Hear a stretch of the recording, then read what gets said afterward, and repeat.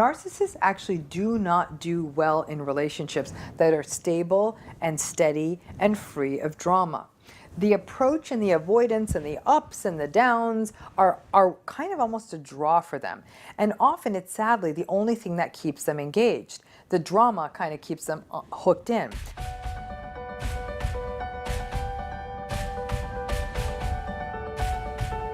And today, the term we're going to take on is love bombing. So hold on to your hats because many of you know what this feels like.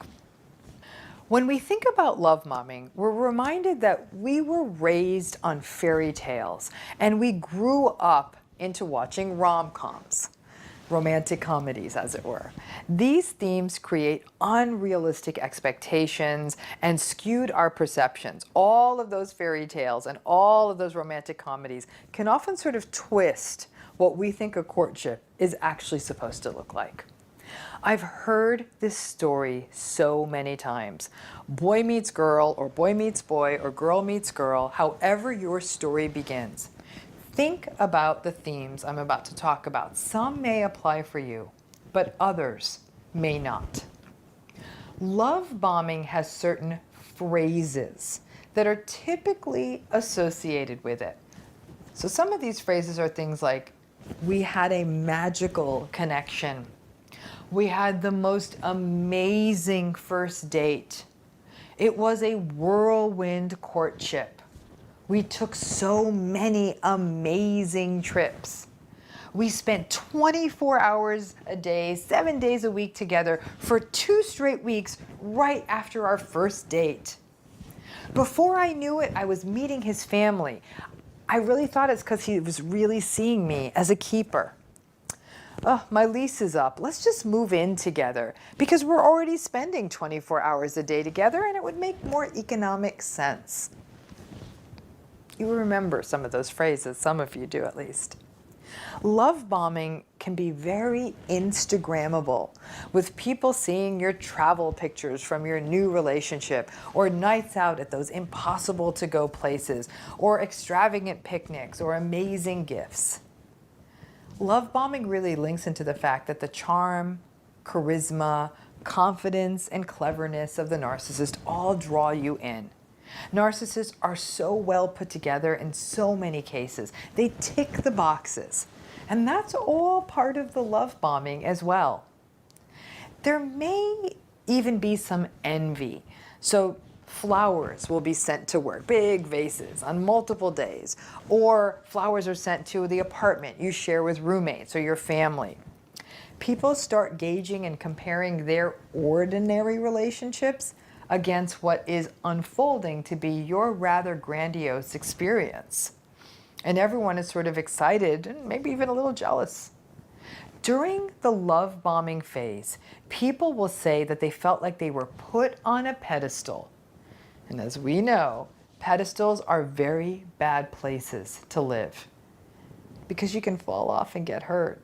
It can be a fantasy for any of us to live on a pedestal for a minute, but it's not good for us. First of all, it does hurt when we fall off. And secondly, it is simply part of the narcissist's grandiose fantasy. By putting you up on a pedestal, they are not only creating a false narrative, you become part of the unrealistic, grandiose fantasy. And since it is just that, a fantasy, at some point, reality is going to stick its head in and you, I guarantee it, will be knocked off of that pedestal. For many people who have been love bombed, falling off the pedestal and wondering if they would ever get back on that pedestal was a significant and memorable moment in the relationship, and one that set a tone for the devaluation and the discarding that was about to happen. But in the midst of the love bombing, you were actually seeing red flags. You already had the sense that the relationship was moving too fast.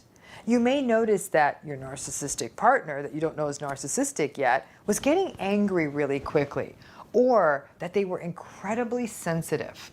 But you do what a lot of people do in these relationships, especially when they're being love bombed. You gaslight yourself, and other people gaslight you too. People around you may say things like, "Come on, you really are afraid of commitment. Finally, you have someone who's paying attention to you, and you still are suspicious of them." They may minimize your red flags because everything else looks so good. You're living the fairy tale, right? Who says no to that? So you stay in the relationship and you start ignoring the red flags even when they pile up. You deny your own instincts. You recognize that it has been an amazing experience. And obviously, all relationships have hard parts to them, right? You've waited your whole life for someone who is attentive and romantic, and now you're questioning it? You're questioning the fairy tale after always wondering if it would ever come? So people tell you, "Oh, come on, this is your issue. Stop looking for problems. You're living the dream." But alas, love bombing doesn't last forever. One day, you stop being tense while you're being love bombed, because a lot of people really do think it's too good to be true. And you start accepting the love bombing, and you believe it is true. And then you finally exhale and give yourself over to the whole love bombing fantasy. You go all in, and you start to actually believe in the relationship. And the minute you do that, the minute your guard goes down in that way, it's like the narcissists have a homing device, and then the climate shifts. Love bombing usually takes about 6 to 12 weeks, sometimes less, but rarely does it last much longer than that. Once it is perceived by the narcissist that you are all in, that's the day the game changes.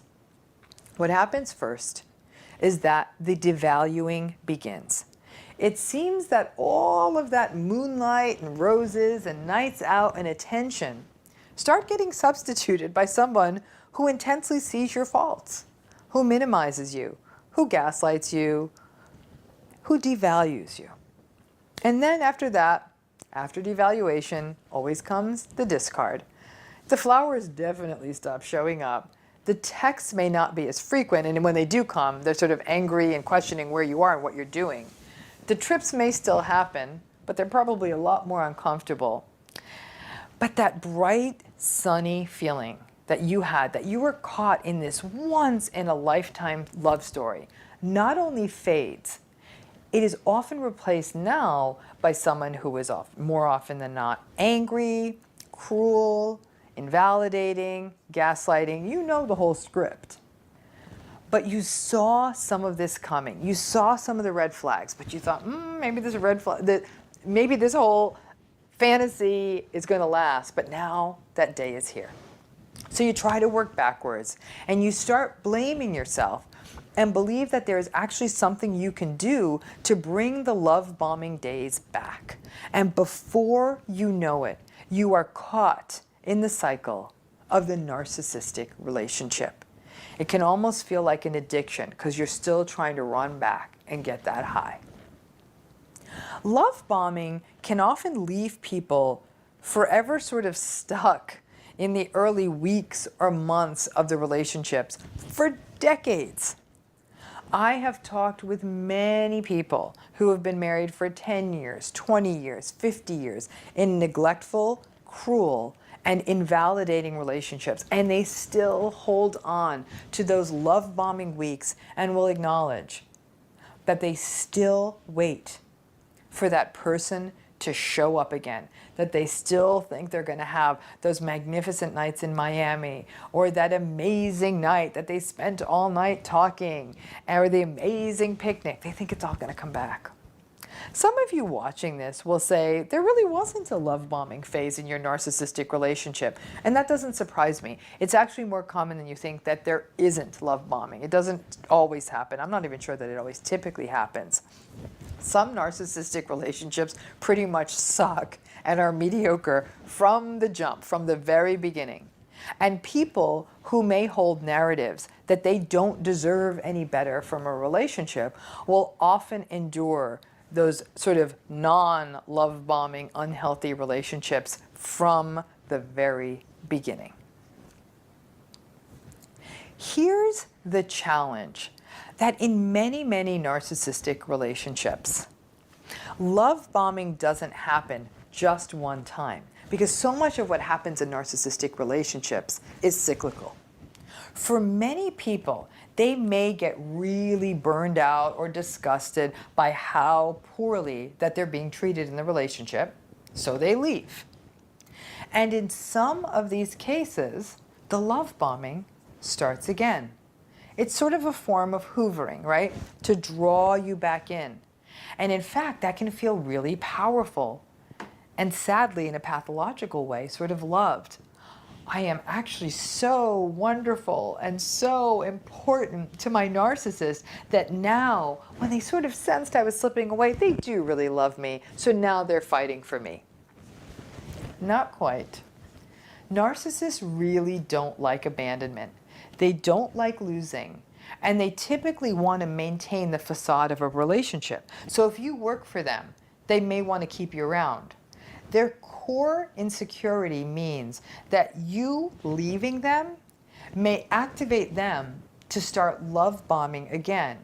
But please notice that in none of this love bombing and none of these other cycles have they attempted to engage with you in a meaningful, empathic, and intimate conversation. Or were they genuinely empathic or self-aware with you about the relationship you're having with them? No. They just start love bombing again. They say, hey, let's just go to a resort and try to have sort of like a second honeymoon, or let's get this going again. Or they just start buying you expensive gifts. And that is the thing that's meant to draw you back in. Once the love bombing starts again, then you may forget that no, you never did have those meaningful conversations. And then you get sucked into it all over again.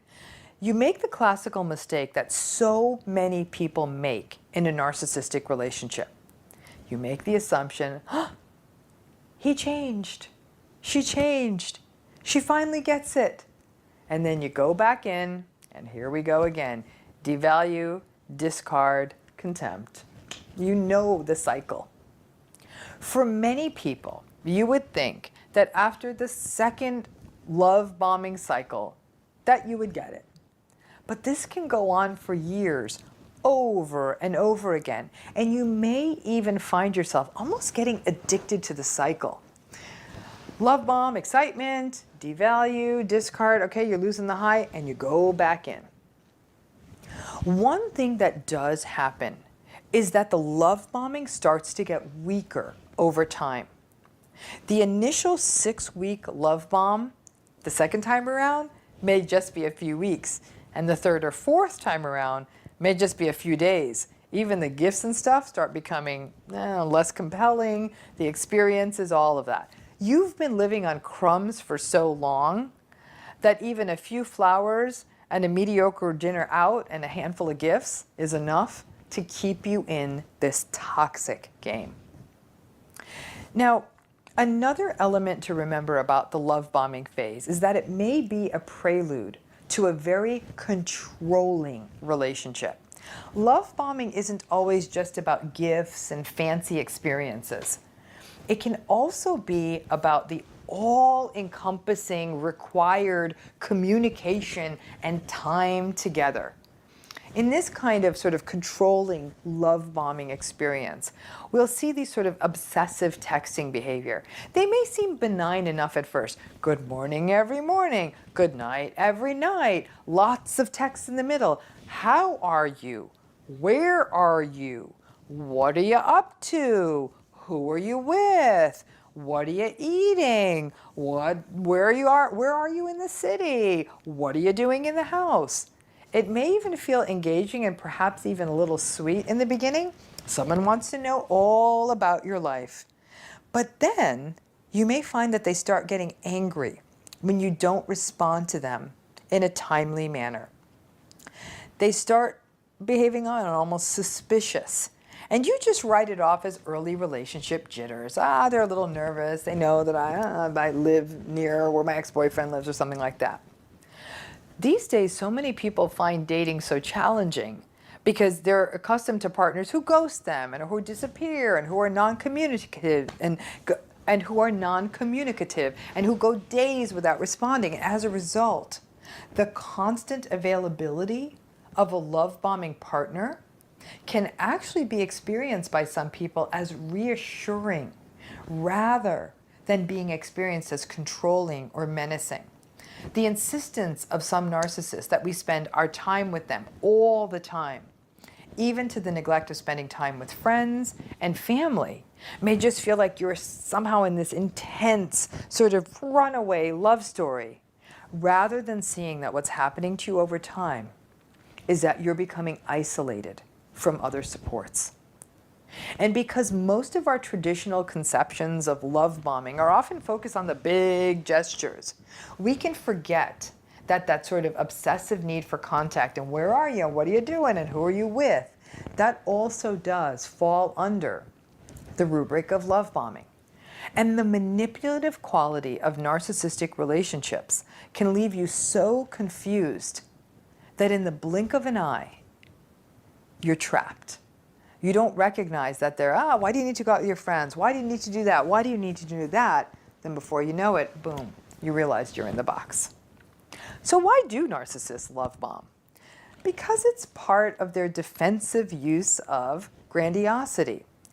And for this reason, because it is a part of grandiosity, many times covert narcissists who don't have such flashy grandiosity, they're the ones who often don't begin with a love bombing phase. Their grandiosity isn't as focused on creating the fantasy. Their grandiosity is more of, I'm so great and how come the world doesn't see it? Love bombing is very much a part, though, of the grandiose defense we see in narcissism. If they turn the early phases of the courtship into a big, fat fairy tale, it serves several purposes. It protects their insecurity and their fragile ego through the grandiosity. So their feeling is if the relationship looks good, then it must be good. It also plays into a deeper and darker part of the narcissist's insecurity, their insecurity that they will actually be rejected. And so they get a sense of control. If they really do a full court press, spend enough money, make enough fancy plans, make the whole thing interesting, engaging, distracting, and dazzling enough, then nobody would say no, right? It's like that insecure little kid that has lots of great toys, and the other kids are only friends with him because of the toys, not because of him. The love bombing then becomes a grandiose defensive play to quickly attract and trap narcissistic supply. And then, because of the narcissist's general contempt for any kind of deep intimacy, they will then devalue and ultimately discard the narcissistic supply that was willing to hang out with them and willing to stick around, but they'll discard it when the relationship actually starts to go deeper or needs to go deeper, or because the narcissistic supply does get so stale. So it often feels like an in and out push-pull sort of cycle. Also, narcissists hate the idea that the only reason they're liked is because of money, so it sets up a rejection dynamic. Now the question is, though, are some people actually more vulnerable to love bombing than others? Maybe. Some of this is related to how we portray romantic relationships, the very fairy tales that people have been raised on, and the gaslighting of the world in general. In fact, we tend to be more dubious about relationships that start really, really slow. And it doesn't help that people don't know about this dynamic. And this is why understanding love bombing and related dynamics becomes so important. Once you understand love bombing, you are so much Once you understand love bombing, you are so much better prepared to see it for what it is, and also be able to drown out the voices that say, oh, you're so lucky to be in this romantic fantasy. You start to learn, not so much. Other vulnerabilities may be seen in people who come from families where they didn't feel seen or heard, or they experienced narcissistic abuse in their families of origin. Against that backdrop of basically being invalidated and being invisible, love bombing can be so seductive, because for the person in that relationship, they feel overwhelmingly seen and heard in a way they never have before. One question I often receive is, why? Why do they love bomb? Again, it is that core insecurity. They're often not even thinking about it. It's almost like they only know one game. At a basic level, just getting to know them as a person, even by their deep unconscious estimation, would obviously not be enough. And again, that's sort of the sad core insecurity. So they put on that grandiose show to protect their insecurity. Another thing that's interesting is that the challenge and the gamesmanship that they always need to win, is what keeps them at it until they very confidently feel like they have you. Then, once they have you, they'll often engage in a sort of tragic, dismissive contempt for you. Once they have you, then there's a devaluation and then the discard. Many people might hear this and think it is actually quite sad that at the core of it, the narcissist actually doesn't feel lovable. But you turning yourself into a psychological punching bag isn't going to magically illuminate them to the wonders of love. And I can almost promise you that in the long term, it is going to psychologically harm you. While love bombing almost always happens in romantic or intimate relationships, when it does happen, it's in those kinds of spaces. Believe it or not, love bombing can actually happen in other relationships. For example, in work relationships, in friendships, or even in family relationships. It is that dynamic of trying to intensely drawing people in with grandiose gestures and then discarding them. When it happens repeatedly in a relationship, we can actually feel foolish. Doesn't matter if it's a romantic partner or not. It's like falling for the same stupid joke over and over and over again. That idea of love bombing is that intensive beginning that's followed again by devaluation and dismissiveness, and perhaps in some cases discarding. The dynamic of love bombing is a classical narcissistic relationship dynamic. So before you judge yourself for falling for it, recognize that we're all vulnerable to this. All of us grew up with the fantasy of wanting the fairy tale, and sometimes it wasn't even just the fairy tale. We just wanted someone to see us and get us. But it's my hope that now that you fully understand it, hopefully you can get ahead of it or get out of it before you get hurt. As fun as love bombing can be, and maybe you even want to write it out for a few weeks, pay attention to this dynamic, particularly if it feels like it's quite controlling. The earlier you can exit yourself from this dynamic, the safer you'll be. And one day you're going to recognize that those slow starting relationships, things that start with a cup of coffee and maybe you don't need to be in touch every day, that's often where the relationships that turn into keepers happen. So let's take on this issue of devaluing and discarding.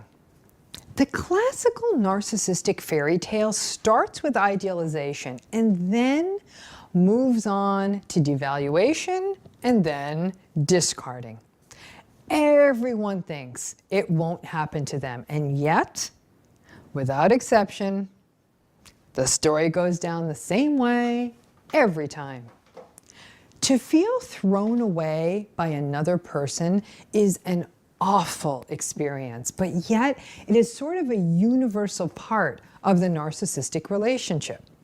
So let's start by taking a look at the narcissistic relationship cycle. In most cases, not all by any means, but most, the idealization often takes the form of love bombing, which is another video in this series. So love bombing or idealization lasts just long enough to get you stuck in this relationship dynamic.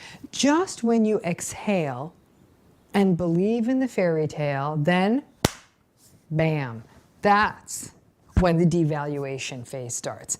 Devaluation can start slow. It's when the little criticisms begin, when you start experiencing the contempt, when the gifts and the big nights out go away, when the narcissist's phone becomes much more interesting than you sitting in front of them, and when the sideways comments like, I don't know, like, are you really gonna wear that? And other comments of that ilk start to creep into the relationship. It can be a real time of intense confusion in the relationship because you can't figure out when the love bombing ended and when the contempt began. All you know is it's though the weather changed. It went from being very warm to very cold kind of quickly.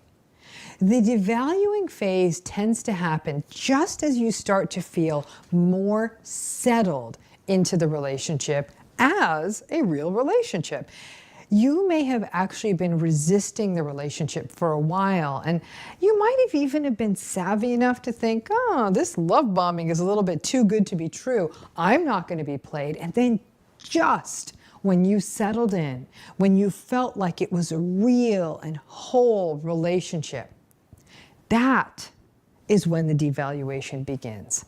The reason for this sort of shift, it's a bit nuanced, but it largely happens because at the deepest deep, a narcissist's self-loathing is actually so deep and so unprocessed that just as someone does see the good in them, it's as though it activates their self-contempt, which they then project onto you, and then voila, devaluation. It's as though they project their devaluation of themselves onto you. Now, devaluation can last for months, years, and even decades. It becomes, before you know it, sort of a new normal. Your life tends to be punctuated by insults and by invalidation. The discard is just what it sounds like. Discarding is honestly like throwing out the trash. It's like they're done with you. Now, sometimes discarding never really truly happens. You may just kind of get stuck in the purgatory of devaluation forever. But discarding happens when they cast you aside. And this is almost like discarding is like, it can be really cold, and you can actually have a narcissistic relationship that keeps happening even when you've been discarded. So for example, your narcissist may have an affair, an extramarital affair, or just cheat on you. And so you were, in essence, discarded, but you still stay in the relationship. Or they may take a job or take advantage of an opportunity that doesn't take you into consideration. So either you have to leave your life behind to join them or be left behind. So they're just kind of doing what works for them. The discarding is often motivated for the narcissist from a place of both contempt and of boredom. Basically, your narcissistic supply has become quite stale.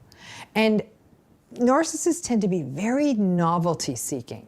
So it all depends on your story. No matter what, it feels awful to be discarded from a relationship that you actually believe that you're in.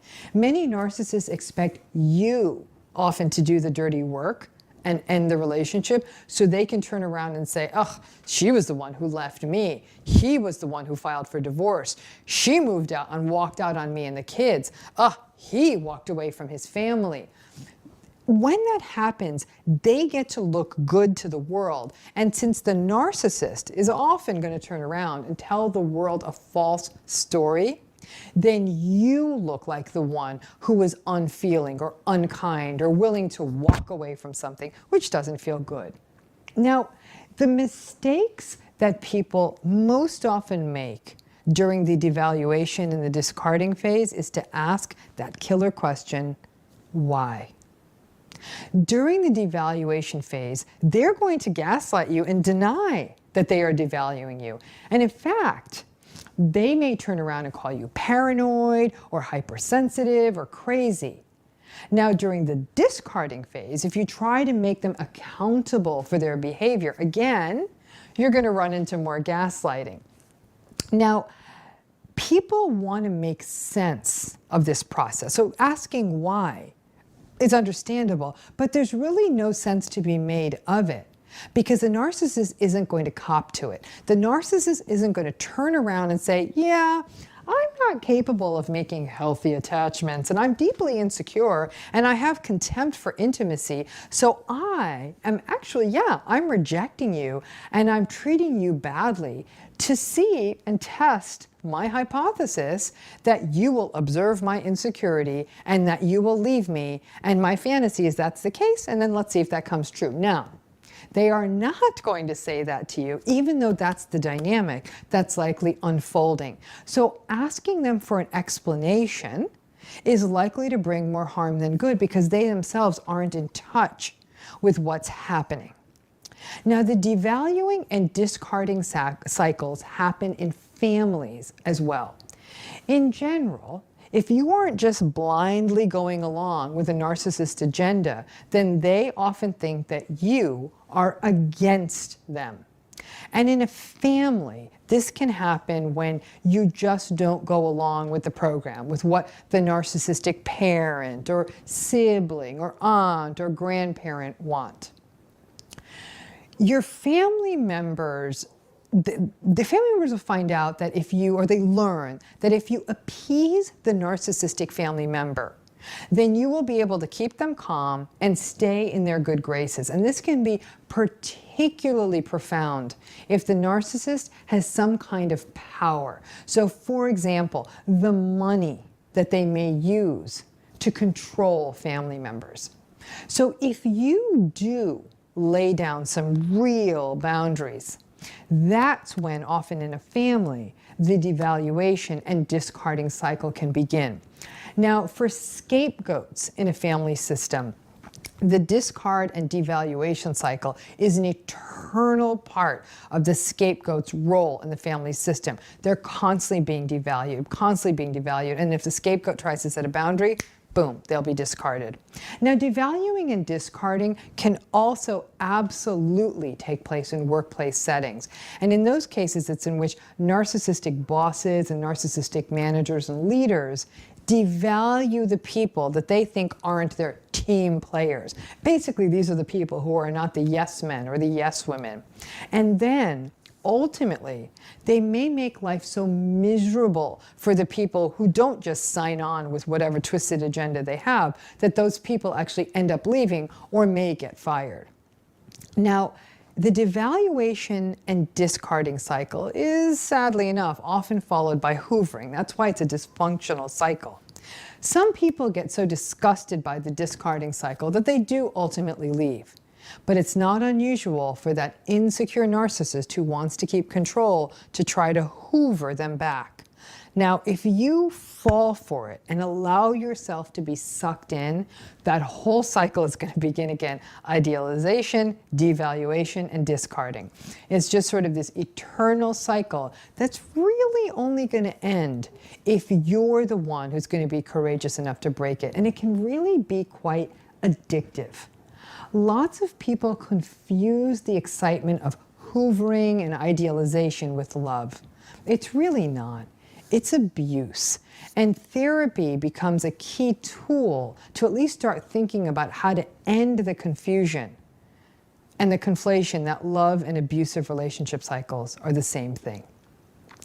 Now, narcissists devalue and discard for many of the reasons mentioned, but also because they devalue intimacy and because they have very limited empathy. They don't really care how these cycles are hurting you or impacting you. They just do it without thinking.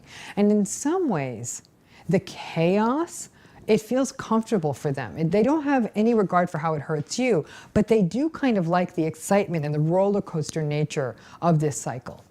Now, these toxic cycles take a tremendous toll on the people who get stuck in them. Basically, this turns relationships into roller coasters and almost like addictive cycles. And these can often perpetuate early childhood patterns you may have had around rejection. In some ways, these toxic cycles keep the relationship exciting for the narcissist. And it's very easy to get sucked into their vortex and cycle. And for some people, this cycle, strangely enough, becomes sort of a reenactment of trying to win over their unwinnable parent in childhood. It almost feels familiar to be rejected, and it can feel exciting when you are hoovered back in and idealized for a minute.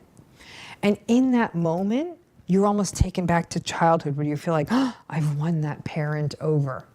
But then when the devaluing and discard cycles happen, and it's inevitable that they will, sadly, those cycles feel familiar too. And your ancient script of feeling like you're not enough gets activated again. Now, some people allow these devaluation and discarding cycles to happen because they'll often buy into the narcissist narrative about how difficult their lives were. And the narcissist's lives may very well have been quite difficult. The narcissist will often share a story about having never seen love when they were growing up and that it was so terrible for them.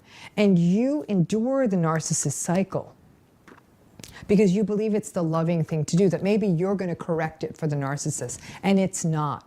Allowing yourself to be harmed in the name of love isn't love. Their tale of woe or abuse or trauma, it may be very, very true. They may have actually had a very rough childhood, and it is, you're sorry about that. But it's not your responsibility. It's not your responsibility. You can't change their history. And remaining there as an object that at times they value, but more often reject, is not only not doing the narcissist any favors, it's taking a tremendous toll on your mental and physical health. There are no winners here. Now, being discarded is an awful feeling. It can raise tremendous triggers around abandonment and rejection. And lots of people will fight for the relationship at that point. They want to maintain that fantasy of the happy relationship or the happy family. The fact is, in some ways, we are really stubborn creatures, we human beings, and we fight for those things we can't have. We get stuck on the things we can't have. And things often become much more interesting when they're slipping away or we're just not allowed to have them. We're all the kids who want the thing in the cookie jar. And don't fall for that trick. If you have been devalued and then you're being discarded, receive it, believe it or not, as a gift. I know that sounds paradoxical, but it's a chance to get away from a relationship that is likely making you sick.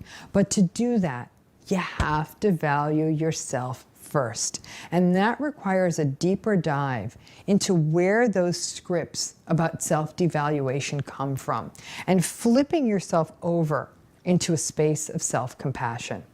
Now, keep in mind that self-compassion is like kryptonite against the charms of the narcissist.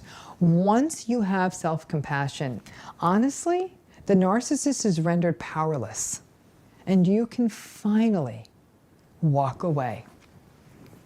It's interesting to think that in a discard and a devalue cycle, that you could actually get that kind of power. You often feel like you're stuck at the whims of the narcissist when they will devalue you, when they will discard you, whether that's a partner, family member, or even a boss. But the fact of the matter is, ultimately, believe it or not, in these cycles, you have a lot more power than you think in the form of self-compassion.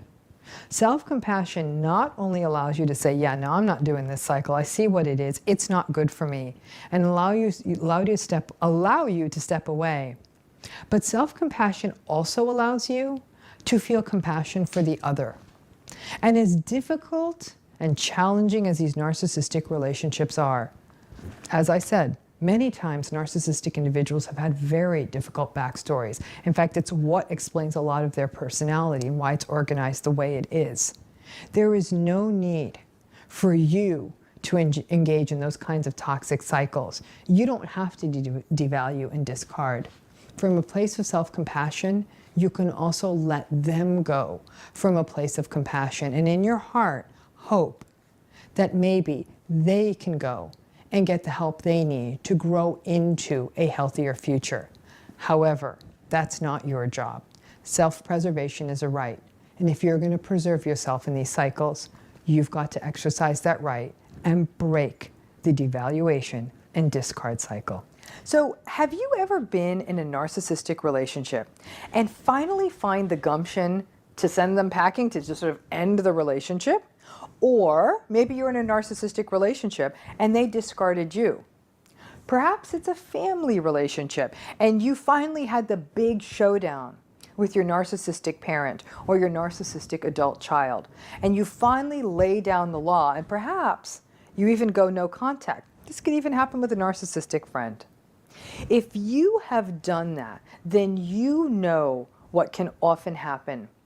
They try to suck you back in like a vacuum cleaner, and that is where the term hoovering comes from. Hoovering is a term used to describe how a narcissist may try to suck you back into a relationship, whether or not you left them or they left you.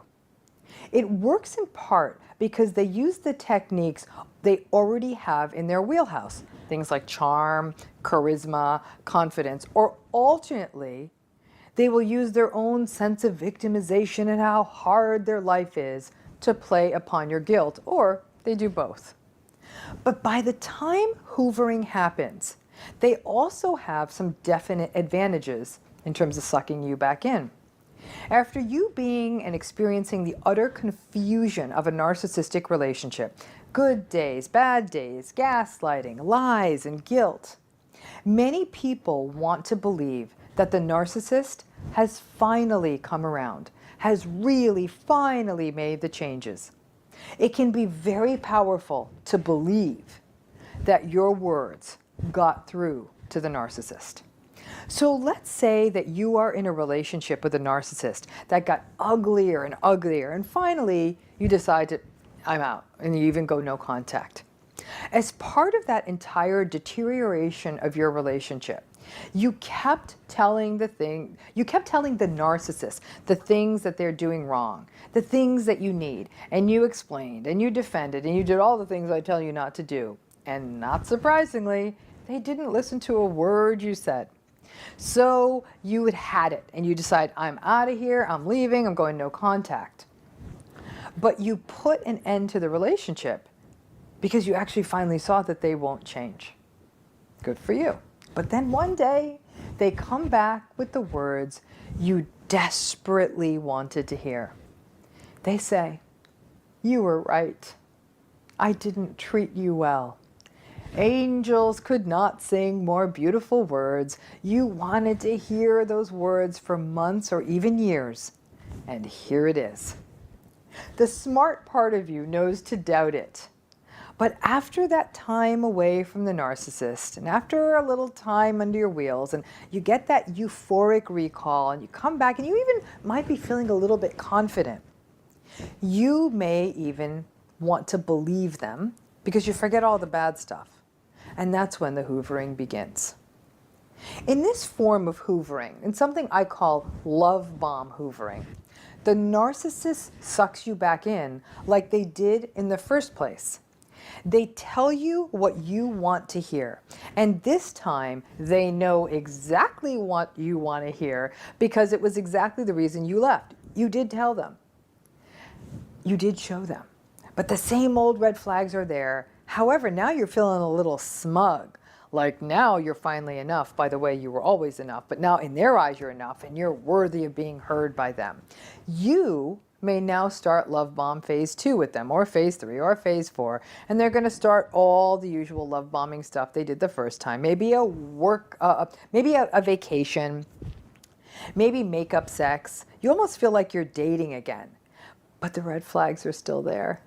And before you can say gaslight, boom, you are back in it with the same old invalidating patterns, except that this time you feel more foolish. But there are also other forms of hoovering. There's also something that I term guilt hoovering.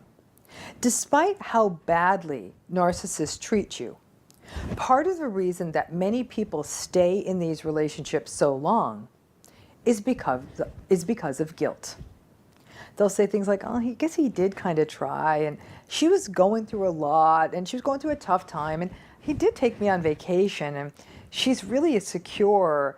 She's really insecure, and she doesn't really mean the things she says, and gosh, we had so much fun going to the movies.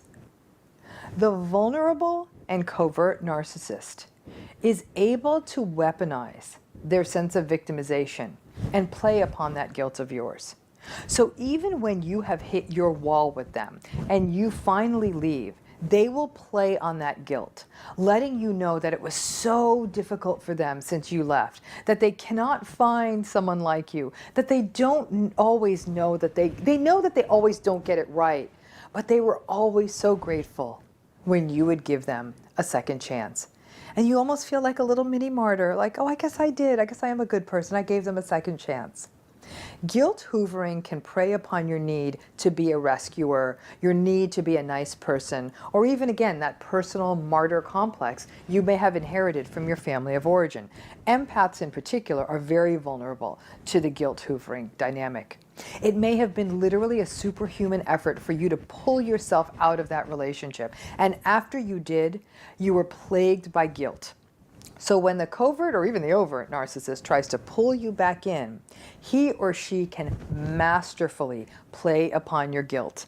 And before you know it, you are right back in it, listening to their angry, sullen, resentful, and victimized rants. It's obviously not as slick as love bombing when a narcissist pulls you back in with guilt hoovering, but as a hoovering strategy, it works like a charm. Again, especially for people who tend to be very empathic.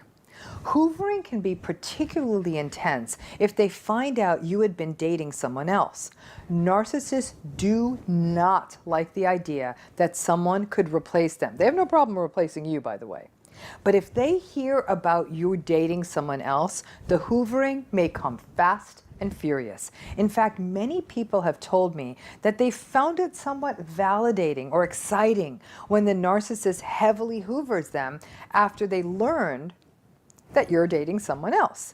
It plays into some unhealthy need to have people kind of have a duel over you like the olden days, but sadly, if you fall for it, you're going to slide right back into the toxic pattern with the narcissist. And you even have to ask yourself, was I dating that new person to kind of hoover back, to get hoovered back by my narcissist? Hoovering works for a few reasons. The first reason is hope. I have said it 1,000 times and I'll say it 1,000 more. Narcissistic relationships are often kept in place by hope. The hope that it will get better. The hope that the idea that it'll get better can really be a fantasy that keeps these relationships going. Hoovering plays on that hope because the person is now doing many of the things you wanted them to do during the hoovering phase. They might actually pay attention for a little while. They might listen. They might even try to correct some of their past errors. It is more seductive than a seduction. But the second reason that hoovering works is fear. Another reason that people stay in narcissistic relationships, probably in fact the biggest, is fear. Fear keeps people in these narcissistic relationships because people are afraid of being alone. They are afraid of the unfamiliar. They're afraid of trying to make it on their own. They're afraid of the guilt they will feel if they leave. And hoovering can play on all of that fear. After a break from the narcissist, even when your life starts feeling better, and even when your life starts feeling better, and you start feeling better, and you feel relieved and you feel more free, there are still those old fears. Maybe you try to date and you're finding that it's hard to meet new people. Maybe you're having trouble making ends meet. Maybe you're just lonely and feel like even a mean person to watch TV with is still a person to watch TV with. So when they start to hoover, those fears of being alone can really get allayed. Now you're not as afraid of that, and you want to hope that their intentions are good. That darn hope is raising its head again. And then your fear of being alone can just evaporate if you go with the hoovering. This relates again back to that third reason of guilt, that some narcissists can be just pathetic enough and victimized, as we had said, talked about before, and the fear of feeling guilty means that the hoovering works, because then not only do you get to try again in a relationship, but more importantly, now you don't need to deal with that icky, guilty feeling, which is very uncomfortable for many people to feel guilty. A fourth reason that hoovering works is that you still hear the old stories in your head, the rationalizations that you made for their behavior, the importance of selling everyone on your whole happy family scenario, if this is someone you're married to or the family you came from, the image that you wanted to put to the world. Whatever it is, those narratives and second chances were powerful enough to often keep you in the relationship for longer than you should have. So it's not surprising that even when you got tough and you got out, that there is enough of that stuff hanging out there to make you vulnerable to hoovering. The concept of hoovering makes a lot of sense in romantic relationships, right? Because you break up, they try to suck you back in. It doesn't always feel like it makes as much sense in other narcissistic relationships, like workplace or family relationship, but it absolutely does. And for those of you in those kinds of narcissistic relationships, family or work, you've probably already seen it. Let's say you put up a boundary with a toxic or narcissistic parent. You know that there are many ways that that parent may try to draw you back in. A family event, a family illness, discussions around probate or other financial or legal matters, a concern about a more beloved family member like a grandmother or an aunt. Family hoovering is actually very powerful, and it may not just be a parent. It may be a sibling who tries to hoover you back. The tough part of families and parents is that as time goes on, the relationships have new needs, and for many people, it can get very hard to keep their boundaries when, for example, an older parent gets sick, or when there is a major family event you want to attend and will, need to be present at that because you care about the other people involved. For people from narcissistic families, the grief of missing out on a healthy family system can take a lifelong toll. And the childlike hope and dream of having loving and normal parents can be a very powerful tool. So if a parent hoovers you back in, it can be very compelling. It can also be possible that this happens when there's a real family crisis, such as an illness or a death. At that time, you obviously can be involved with your family as you need, but you can also maintain your boundaries. You may recognize that your mother will never change, but you may need to interact with her to ensure that your other parent or a grandparent or someone else in the family gets adequate medical care. You can keep your boundaries and still be able to circumvent the hoovering process. And of course, when it comes to family hoovering, families are masterful at using guilt-based hoovering. They may play upon survivor guilt. Oh, so now you're too good to spend time with us, or just good old-fashioned guilt. How can you abandon your family? What kind of person does that? Or, you have time and money.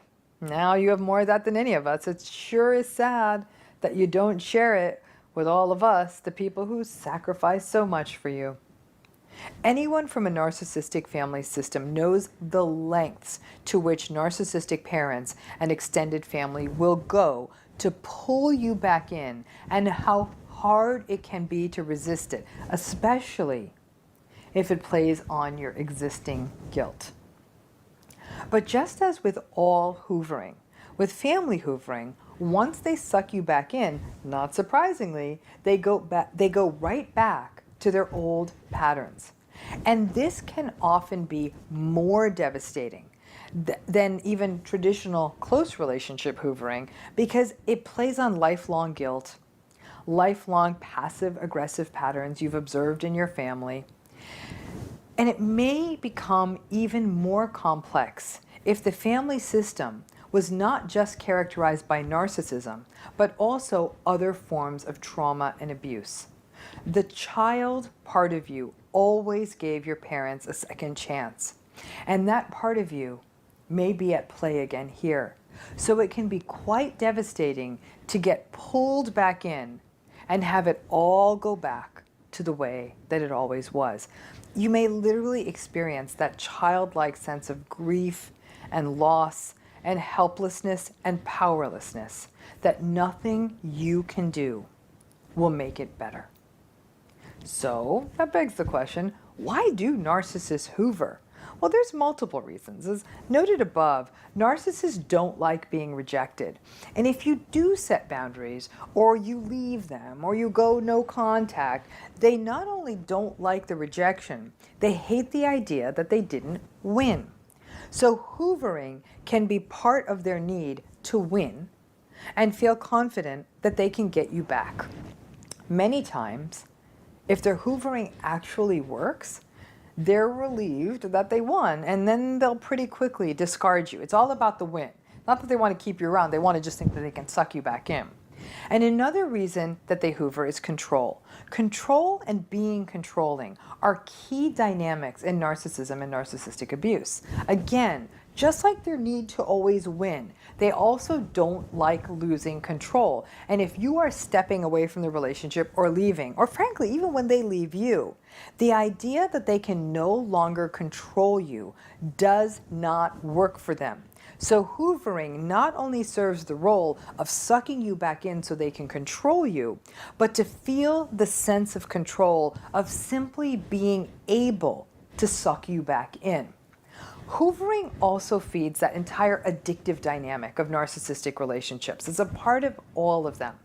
If you are a survivor or a victim of one of these relationships, then you know that your sense of being addicted to the narcissist makes you vulnerable to the hoovering and the entire dynamic of hoovering. But for the narcissist, their addiction to the cycle of highs and lows in the relationship absolutely feeds their addiction cycle in this relationship too. Narcissists actually do not do well in relationships that are stable and steady and free of drama. The approach and the avoidance and the ups and the downs are kind of almost a draw for them. And often it's sadly the only thing that keeps them engaged. The drama kind of keeps them hooked in. And narcissists also hoover when they are running out of narcissistic supply. It may simply be that other people don't want to put up with their BS. And so if you were a steady and consistent source of supply for them in the past, they may come sniffing around again. Hoovering is very much a part of the cycle of the narcissistic relationship and frankly of almost all abusive relationships. The way it sort of plays out is tension, abuse, honeymoon. The honeymoon period is the hoovering and also plays on the almost addictive cycle of these relationships. The high you get from the ups and downs, the hoovering is the part that comes after the downs. So it's very, very, very seductive and very compelling. But the fact is these cycles are not healthy. And as seductive as hoovering can be in some cases, it is also very unhealthy. You know, lest I forget, I also want to say a few words about workplace hoovering, because it does happen. It's a bit more of a rare dynamic.